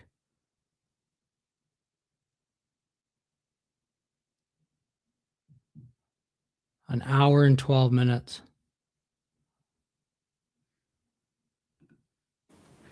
Ladies and ladies, under which China would reduce tariffs on some Canadian oil products, canola oil, not even crude, canola. And then in return, in reciprocation, Canada would reduce tariffs on China's EVs to 6%. That was a really bad thing. Initially, President Trump was like, you know what? Let me give the Canadians a break. If they can make a deal with China, they should. But then Trump was like, nah, actually, I changed my mind. If Governor Carney thinks he's going to make Canada a drop-off port for China to send goods and products into the United States, he is sorely mistaken. China will eat Canada alive, completely devour it, including the destruction of their businesses, social fabric, and general way of life. If Canada makes a deal with China, I will immediately put a 100% tariff against all Canadian. We don't need anything from Canada. We have timber. We have more timber than anybody. We have more oil than anybody, more oil than Canada. So, yes, ladies and gentlemen, would you? Yeah, I'll check that out more later here. Ford says boycott Chinese EVs. You buy a Chinese electric We were just talking about this. vehicle? Well, Premier Doug Ford recently called for a boycott of Chinese-made EVs, discouraging anyone from What, are you racist, Doug Ford? Anti-Asian. Just kidding. getting one as part of a Team Canada approach. CTV's Peter Sperling has reaction. When it's time to trade in the Tesla, Elian Farhat may consider a Chinese-made electric vehicle. Why not? Of course. Canada will allow up to 49,000 EVs to be imported from China with a reduced tariff rate as part of a trade deal with that country. The technology is now evolving, so who knows? Maybe it's better. But yeah, it's a good option. Why not? You know, maybe a few people might buy them, and I discourage anyone from buying a Chinese vehicle. Premier Ford and Canada's auto industry leaders discouraging anyone from buying them. But if they decide to do that, at what cost? Is it at the cost to your neighbor down the street that's working in the auto sector that he's not going to have or she's not going to have a job? You got to look at more of a Team Canada approach. But some feel differently. With all due respect to the premier, I think most people will ignore his guidance and they will buy what they perceive as being the best value for them. The Electric Vehicle Council of Ottawa says it's about choice and affordability for car buyers. They're going to choose a solution that works for them and that's a lot less expensive. So we expect, and we're seeing it in everywhere else, that the sales of EVs continue on expanding. And eventually, they will dominate our roads. Ottawa drivers, both electric and gas owners, have mixed opinions. You know, if you're going to put people out of work here, got to be thinking about it. And I think a lot of people won't buy them for that very reason. Probably, yeah. But they have to make these the charging less expensive too. I wouldn't buy an electric car anyway. It's like a freedom of speech. It's a freedom of choice. If you want to buy it, go buy it. Probably not. I'm pretty happy with my Tesla right now. It's a pretty fun vehicle to drive, so I'll probably stick to it. Sales of battery electric vehicles were down in the first 9 months of 2025 compared to the same time the year before. Peter Sperling, CTV News.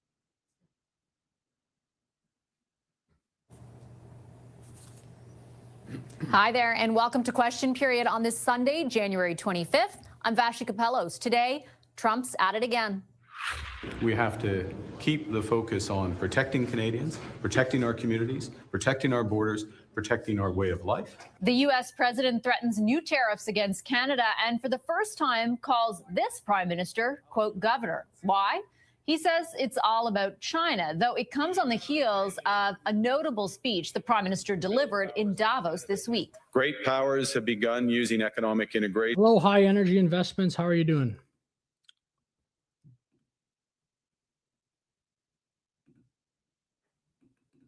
As weapons. Tariffs as leverage. Financial infrastructure as coercion. Supply chains as vulnerabilities to be exploited. So where does the relationship go from here? Manitoba Premier Wab Kinew is here. Then the Sunday strategy session with Kathleen Monk, James Moore, and Scott Reid will weigh in. And former Australian Prime Minister Malcolm Turnbull breaks down Carney's Davos moment. Then Tory test. Conservative leader Pierre Poilievre faces the biggest hurdle yet to his leadership. Party faithful will decide his future later this week in Calgary. How will Poilievre fare? Pollster Shachi Kurl and David Coletto will tackle that.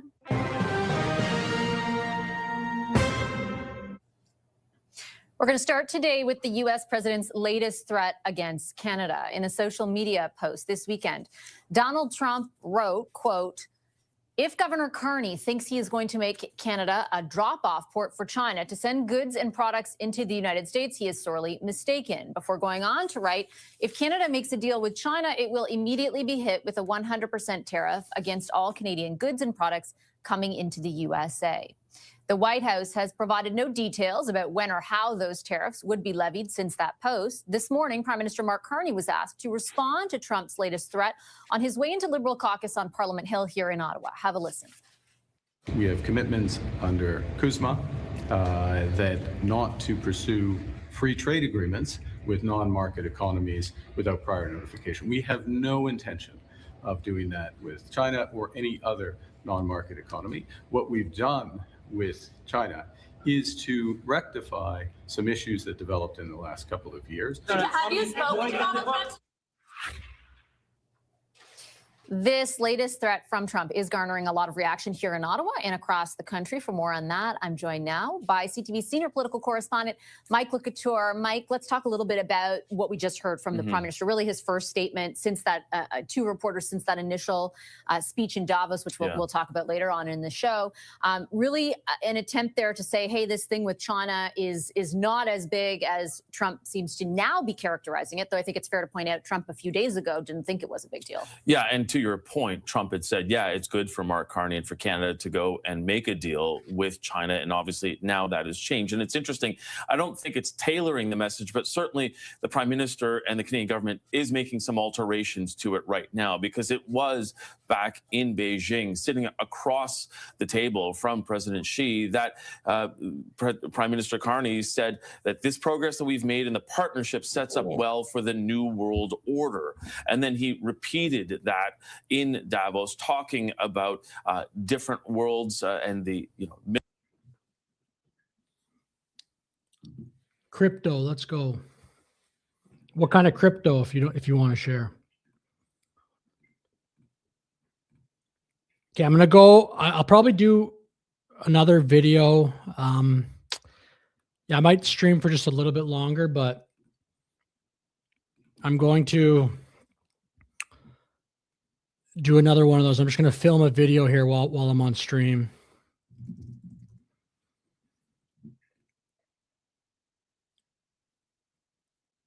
I don't know if this guy's going to break the clip up, but we'll see. Yeah, this clip here, I'm going to do like a live video here. All this stinky Bitcoin, XRP, H bar. I've never even heard of H bar. Yeah, I like Bitcoin the most probably.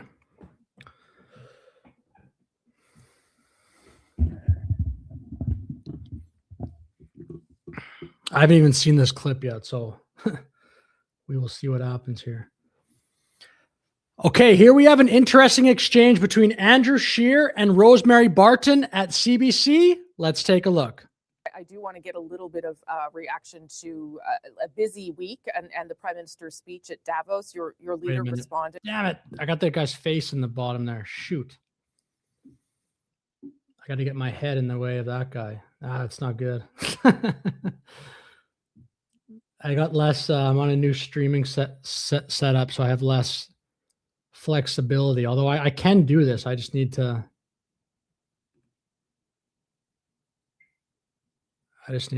What can you see now? You can just see like a blank screen, right?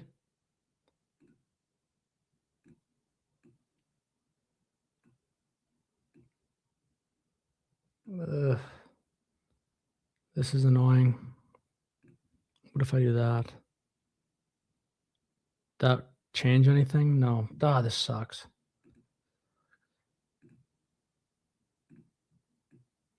Okay, I'll just do that. Whoops. But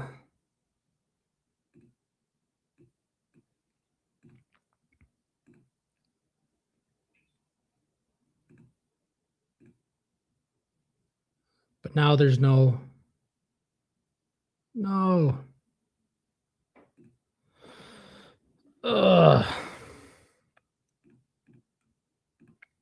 H bar is a sleeping giant. Do some research on. Okay, cool.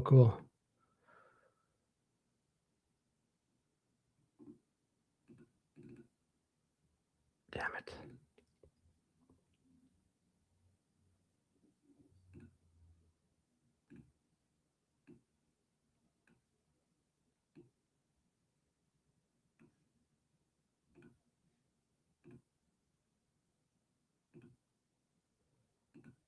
Okay, look at that. Am I a genius or what? I think I fixed it.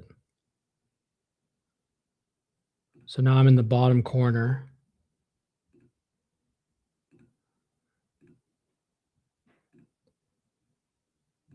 I think I fixed this.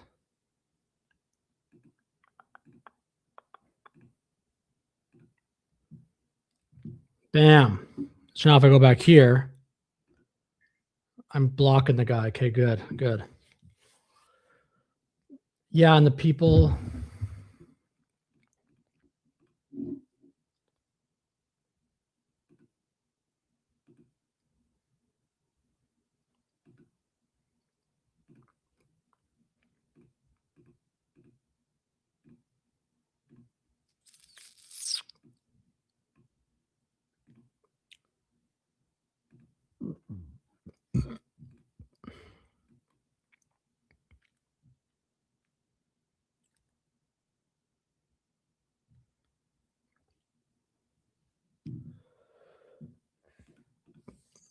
Yeah, this is Andrew Scheer.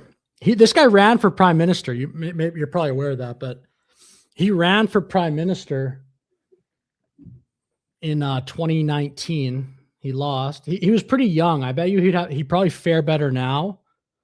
I think he's more polished now on television. I think at the time when he ran, he was kind of like I don't know what the right word is, but he just was a little bit new, I think. So was Trudeau, though, and Trudeau won, but I think he's a bit better now. No, is it hiding the chat? Sometimes it does. Like, are you on top chat or live chat? Sometimes it hides certain chats. I don't know what exactly it does, but sometimes, too, it takes a while for the YouTube chat to go over to my streaming setup. Like, I think that's a problem with, I don't know what the problem is, but sometimes it's a little bit delayed, but lately it's been pretty good for that. But yeah, I'm going to do a video here. So I might still kind of put the chats up on screen, but I'm going to make a YouTube video here again with this. Hopefully it works this time. Interesting exchange here from conservative Andrew Scheer and Rosemary Barton of CBC. Let's take a look. I do want to get a little bit of reaction to a busy week and the Prime Minister's speech at Davos. Your leader responded. He called it eloquent. He called it well-crafted. He did go on to say other things too. But why did he feel the need to praise the speech in terms of, the response to this moment? Well, many of the things that... It's actually a good question. Normally, I wouldn't say that about a CBC question, but I like that question. Why did he feel the need to praise the speech? Let's see what Scheer says. That Conservatives have been calling on, were at least a little bit of lip service paid to them. But what our leader also highlighted was that Mark Carney's actions doesn't match his rhetoric, and Canadians can't eat speeches, and empty rhetoric isn't very nutritious. And when you look at what Mark Carney has done, specifically when Prime Minister Carney said that Canada can't try to appease or curry favor with one of the powerful nations because we'll just get played off against other middle powers. This right after he came back from China, a country that he called the greatest national security threat to Canada. He talked about a new world order and closer and strategic partnerships. So what we're saying is that while it's all well and good to say those kinds of things in front of a crowd like at Davos, what really matters is Canadians not being able to afford groceries, the cost of living crisis that keeps hurting so many Canadians, the fact that we still haven't got a pipeline permitted to the West Coast to open up new markets in Asia. So when we come back to the House of Commons, Conservatives are going to be calling on the government to match that with action. Yeah, and I think that's all fair. That was a speech about geopolitics. I think if you're Andrew Scheer, that's probably what you should say. Like if you're in the Conservative government, I think he handled that question fine, for sure. Politics and foreign policy, and of course it doesn't directly affect Canadians. But just to go back to the China issue, because I did ask the Prime Minister about that before Christmas, about how you navigate that relationship, and he says that there are guardrails, and that the idea is not to create a new security relationship or to jeopardize national security with China, but to open up or expand the market there to help canola farmers, for instance, in your province. So what do you see as the way to manage how you deal with China? Because I don't think the Conservative Party says we shouldn't trade with China. How do you expect the government to navigate that relationship, though? Well, that's a good question, but the Liberal government should be asked that way more often than they are. It's a fine question, but I have not heard a coherent answer from any Liberal politician yet as to what they're thinking with China. Like, in other words, how do you trade with China and make sure that there's no funny business? I haven't really heard that directly asked to a Liberal. At least I haven't heard a good answer on the other side of that question. I've heard some deflecting. Vashti at CTV asked that Liberal over and over that question, but she kind of let him totally deflect. Anyway, back to this. To navigate that relationship, though? Well, we expect, first of all, to use the leverage that Canada does have. This Liberal government used $1 billion of taxpayers' money to provide a loan guarantee, to basically provide funds to a Chinese company to build ferries for British Columbia. That doesn't make any sense at the best of times, but surely that should have been used as a point of leverage. We have what China wants. They need to feed their people and fuel their economy. They need to buy what we have. So again, we have leverage on that. What we got in return from this deal is an expectation. The language was very curious in the Prime Minister's statement, saying that we expect tariffs on canola to come off and that they will stay off on agricultural products until at least the end of this year. It seems like what this Liberal government... That seems like just an open-ended deal. We expect. That doesn't put into stone anything. ...has given up is, for sure, they've given access to the Chinese car manufacturers into the Canadian economy. That's a guarantee. What we've got in return is uncertain and not clear. So what we would say is, when you have the kind of leverage that we had going into that, you should come out with some better results. And the rhetoric around new world orders and closer cooperation, that flies in the face of what Mark Carney said during the election campaign when he said that China was the biggest national security threat. So he's, again, rhetoric not being matched up by words, but by actual action.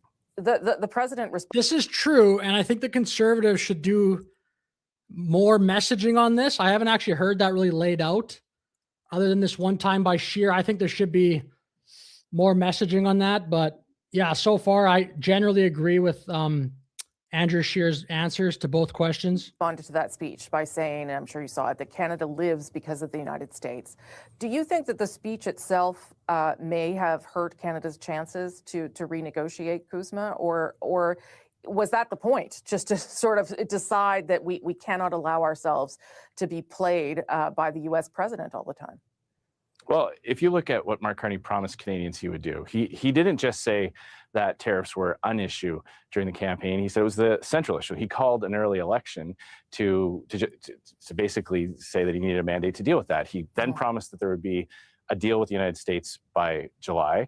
Since then, he's been sending all kinds of mixed signals. He was actually specifically asked when the last time he spoke to President Trump was, and he said, "Who cares?" And I think just to a female reporter in Davos when he was asked a similar kind of question, he said, "That question's boring." Well, it's not boring to the millions of Canadians whose jobs depend on trade access to the United States. It's not boring to people in the auto sector that have been laid off or who are worried about it. And I don't think you can pinpoint any one thing. Obviously, nobody can control what President Trump is going to do. We need to make our economy more resilient. 10 years of liberal policies chasing away investment from our energy sector, the liberal industrial carbon tax that puts Canadian manufacturers at a huge disadvantage when they're competing against American manufacturers. These are domestic liberal policies that have hurt the Canadian economy, made us more dependent on the United States, and put our manufacturers at a disadvantage. So there's lots we can do domestically to help push back against these tariffs. Okay, look, it's true, but I actually wish he would have given a more direct answer to, did it hurt, did Carney's speech hurt the reputation of Canada? I think he should have just said yes straight up to that. By saying, and I'm sure but by actual action. The president responded to that speech by saying, and I'm sure you saw it, that Canada lives because of the United States. Do you think that the speech itself may have hurt Canada's chances to renegotiate CUSMA, or was that the point, just to sort of decide that we cannot allow ourselves to be played by the U.S. president all the time? Well, if you look at what Mark Carney promised Canadians, look, I would have just said yes. I think that's a better way for the Conservatives to set themselves up as different than the Liberals. I think he should have just said yes, and I would never have said that if I was the Prime Minister. I don't think Poilievre would have said that if he was the Prime Minister. I think that would have been better to say, because it's kind of difficult to determine what is the difference in policy on that issue, how to deal with Trump, from the Liberals and the Conservatives. But I'll get back to the next question here. Disadvantage. So there's lots we can do domestically to help push back against these tariffs. Okay, let me ask a couple of questions about the House of Commons. One of the things that has to happen is the Budget Implementation Act. It will obviously be a confidence vote. Does the Conservative Party plan to support the bill? Is there anything you could do to improve that? Is there something you want to see in order to avoid the House falling and plunging us into an election? Well, every minority parliament that I've been in, the onus is on the government to work with the other parties to find a path through. So, we've had discussions in the past, over the past few months of this parliament, where we believe that it's in the best interest of the country. We've helped get legislation through various steps. So, point to Bill C-5.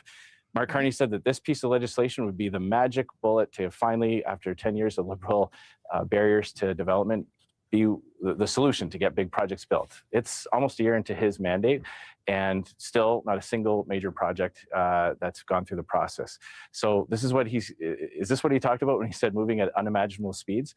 Conservatives have absolutely said when there's an interest to the Canadian people, when it's going to improve the economy or reduce the cost of living, we'll support that. There are measures that provide tax relief. Those are things we can support. But what the Liberals also do is they package them with things that we believe will be bad for Canadians, like in their budget implementation bill, giving ministers the power to circumvent the law. That's not something that Canadians were asking for in the last election. That's not something Mark Carney told Canadians he would do. And we've seen what happens when Liberals remove legal protections against corruption. So Conservatives are going to work with the Liberals where we believe it'll address the affordability issues and improve our economy.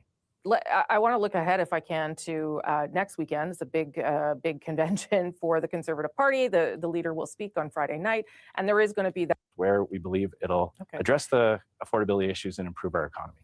Okay, I'm just going to skip over one question because the answer, it was okay, but a little bit, fuck.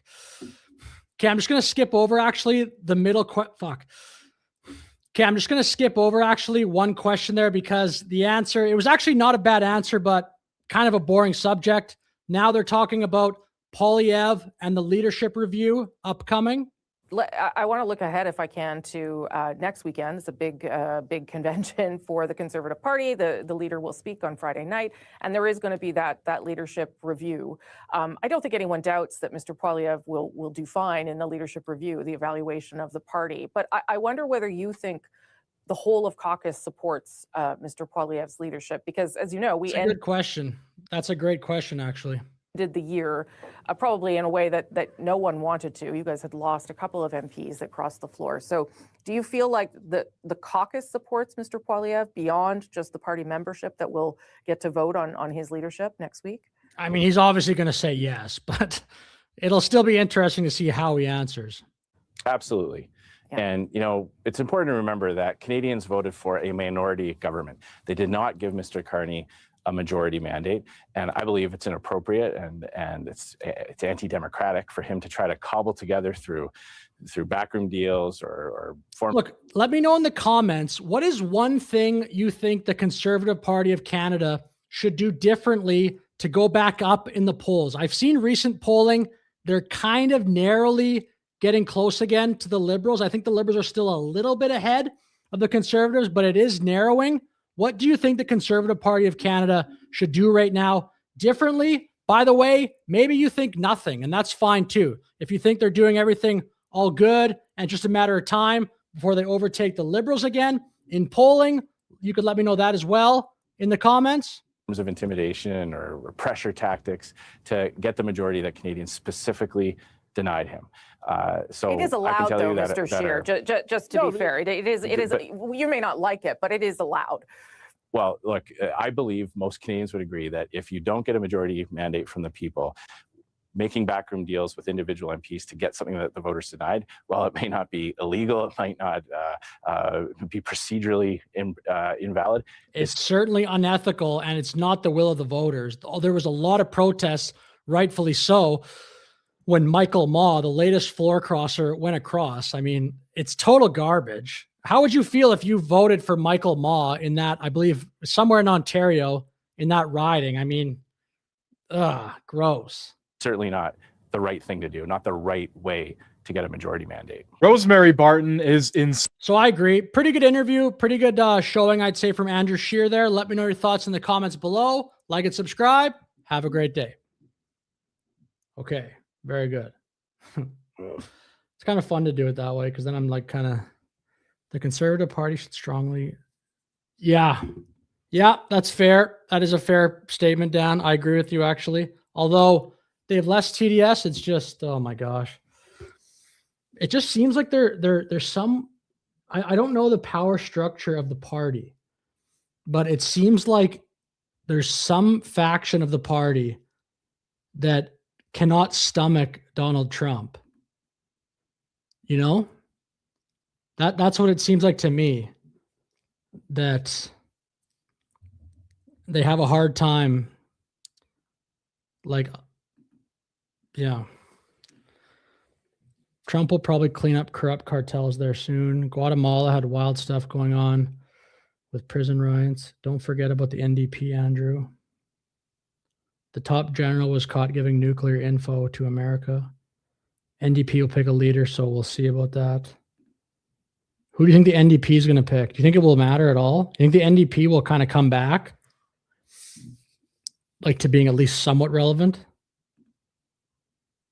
They must have been upset when Albozo Liberals tried to make a partnership. A coup was attempted today in China. Really?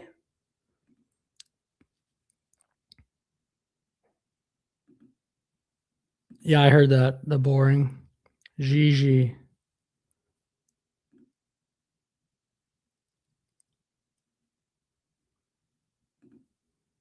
Is that breaking news? The coup?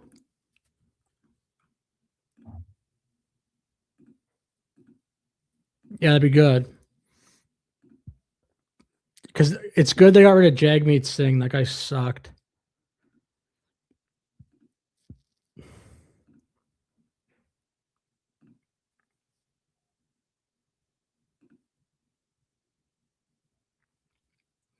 Jagmeet earlier today. Hello, Hilbert. Thanks for chatting. Canada is not worried. We have Mark Carney, and Carney has us Canadians. Okay. Well, thanks for chatting. I mean, I don't agree with that, but that's your right to say. That's fine. So you're, yeah, whatever.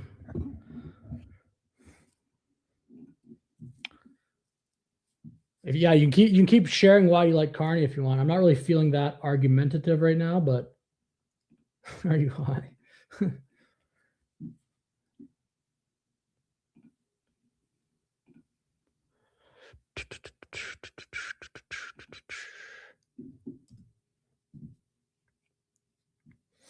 Are there any other interesting videos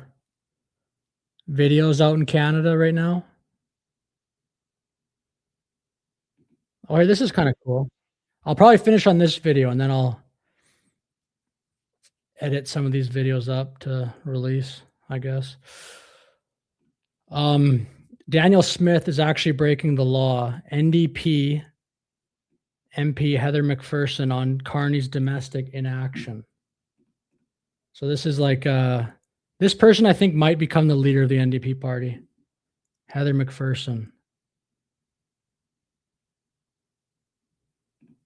But man, just no one cares about the NDP party. This video is not popping off.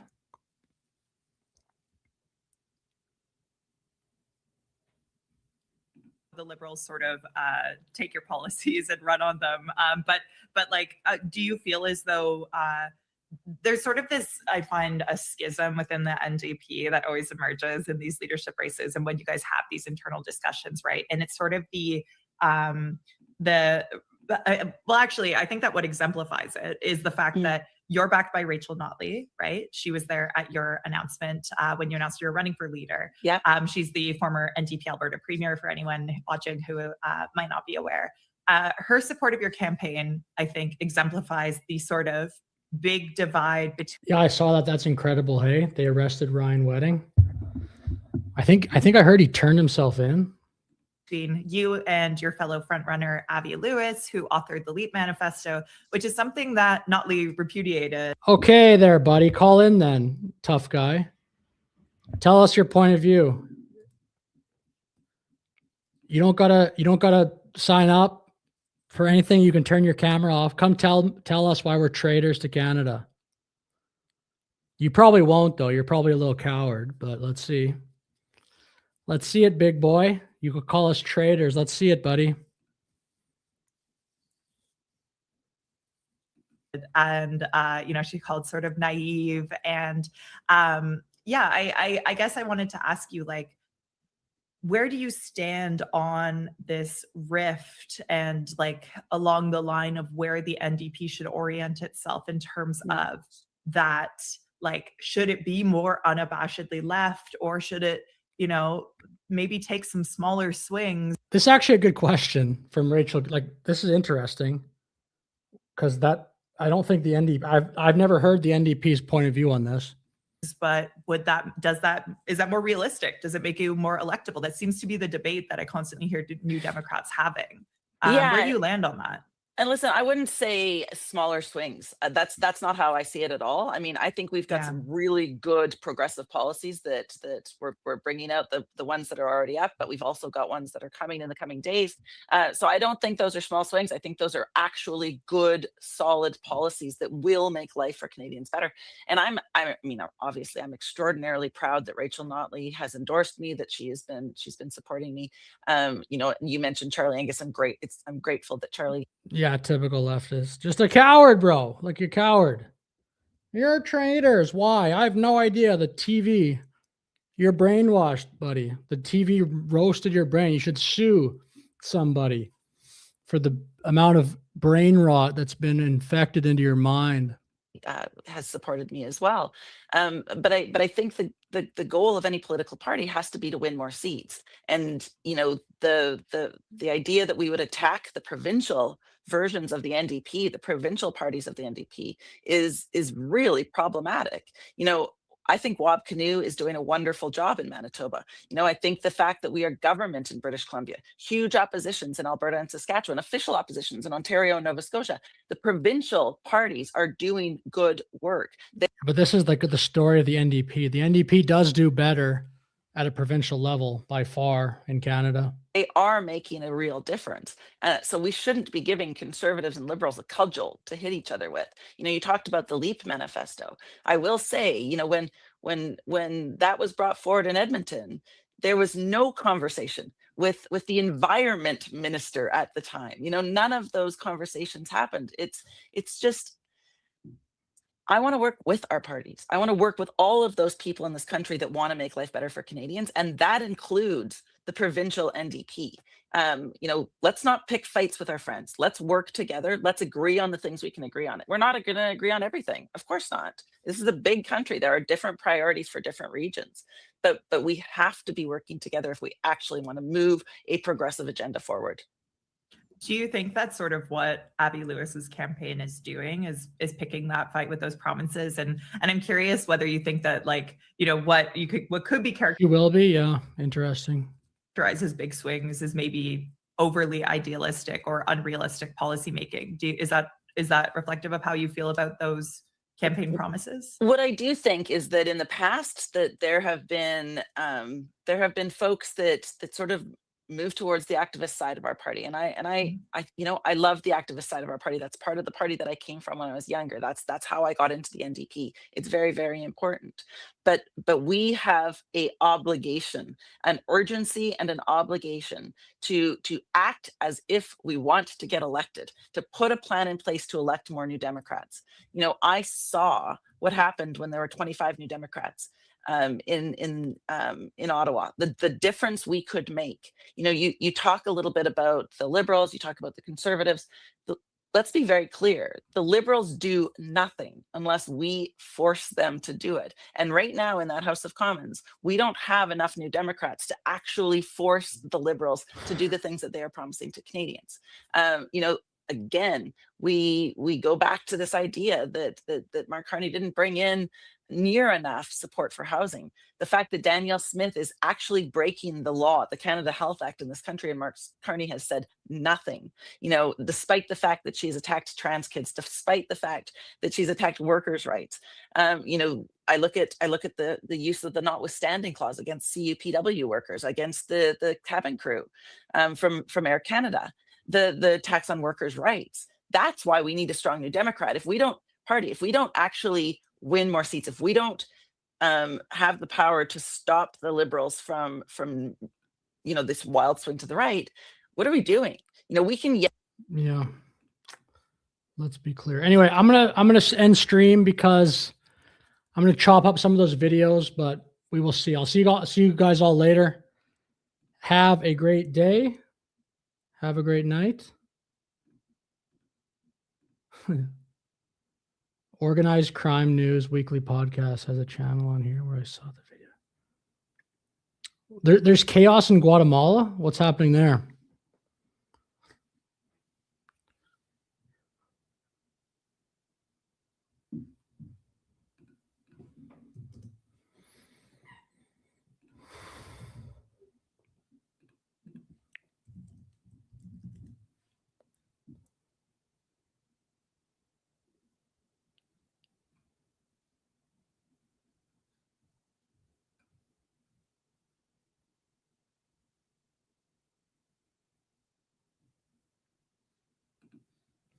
Yeah, maybe I'll watch the Guatemala stuff another day. I just looked it up. Anyway, see everybody. Have a good night.